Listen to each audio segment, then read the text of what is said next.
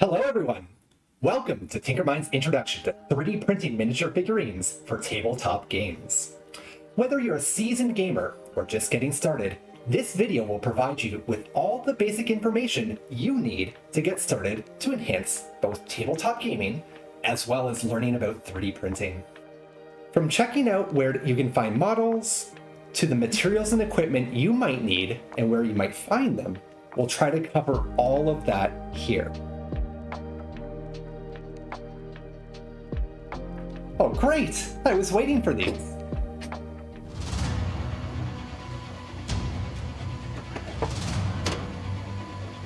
Fresh from the fires of industry, a new order has risen. Let us drive the machine of war with the sword and the spear and the iron fist of the orc. Or at least to play games as such. 3D printing has changed the way that we play. These microfactories have given us the means to produce objects that ignite our imaginations. Our tale picks up 10 years ago in 2014 with the launch of Dungeons & Dragons 5th Edition, or D&D for short. Inside, you play as high adventurers embarking on quests of grandeur, guided by a dungeon master with varied visual aids.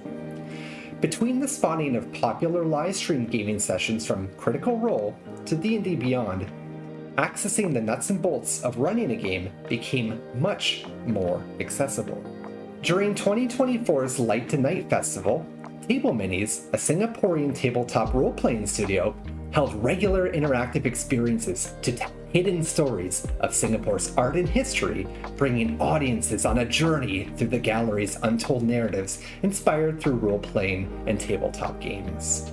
Singapore's National Library has also hosted D&D 101 classes and various campaigns, introducing those role-playing games to a wider audience and highlighting this growing trend. But how does 3D printing fit into all this? And where do you start? Consider the nuts and bolts of a tabletop game. You can play one in many ways, from a theater of the mind experience with no physical objects whatsoever, to a visual minefield of figurines, environments, placeholders, and dice rollers. All of these objects have a purpose, and all have been produced in different ways, or at least have traditionally been produced in different ways. Your character, for example, would have been produced by die casting or injection molded, surrounded by standardized neighbors and likely made from either plastic or pewter. Scalable and cheap, but not so easy to make unique. Moreover, designs were only created by a few people, making it very difficult to showcase your designs if you want to make something yourself. So what if maybe you would just like to differentiate your character from something you can get off the shelf? Maybe, I think that would be pretty cool. Or maybe you want an accessory, a feature, or a color to really define who you are and how you fit within that campaign. Maybe you just want to make the coolest characters and collect them and all the game pieces involved in a particular campaign. Problem is, there's only so many things that can be bought off the shelf, and where 3D printing comes into play. You see, with advancements in 3D printing and how cheap they've gotten, the possibilities for customization are now endless. You can now download and print designs that were publicly accessible, buy and print commissioned ones, or challenge yourself to model your own. There are numerous online platforms where you can find high-quality 3D models for your miniatures. Websites like Thingiverse, My Mini Factory, and Cult3D offer a wide range of models suitable for various tabletop games. So let's check some of them out. This is My Mini Factory's website, which definitely has a focus on premium 3D models. A premium 3D model is one that you pay for, which might be off-putting for those that see the many freely available models available. Trust me, in that you get what you pay for. If you value artists and designers, they should be paid for their work. Let's say we don't really know specifically what we want and search for something general, maybe something like D&D miniatures or something like this, and we'll just see what comes up. There are a lot of options available to refine your search, but to start out with, we can filter the price option if we're concerned or worried about paying for our models. There are still many options available, and you might find interesting designs from creators. Taking a look at some of the designs and the designers here, creators such as Void Realm Minis, for example, provide some free models to download, but with the option to find paid collections of prints. This is really useful if you want to stick to a theme for your campaign, such as Eldritch Horror. Other sites, such as Cults 3D, let you sort and discover different design types in the Explore tab. We found some samples here that we printed that could work in a general campaign. We recommend that you look broadly and widely before committing to a specific design or model, and to look into the designer of the models in addition to the model itself. And alternatively, if you do not mind spending a little bit more on specially curated characters and game pieces, here's some options. Now to look at the tool itself. A 3D printer builds objects from the ground up using a predictable physical process. But like colors of magic or ways to approach a cellar full of rats, there are different ways to do this.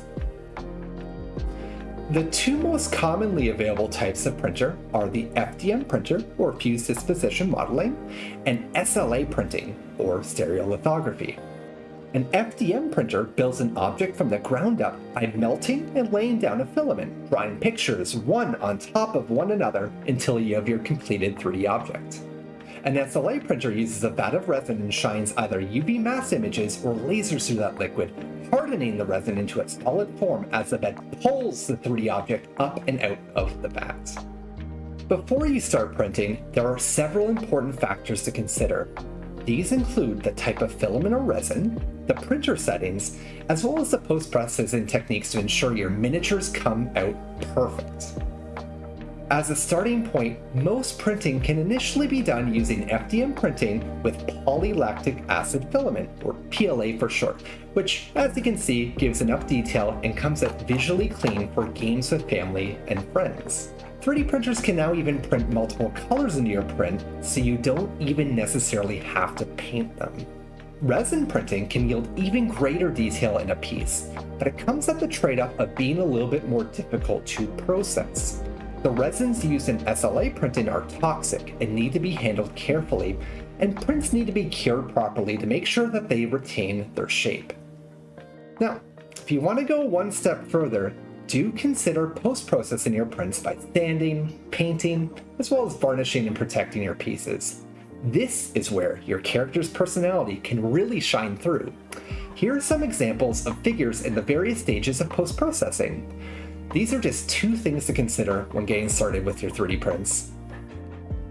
One thing to remember is that if it doesn't come out to your liking at first, do not give up. Just tweak the settings and try printing them again.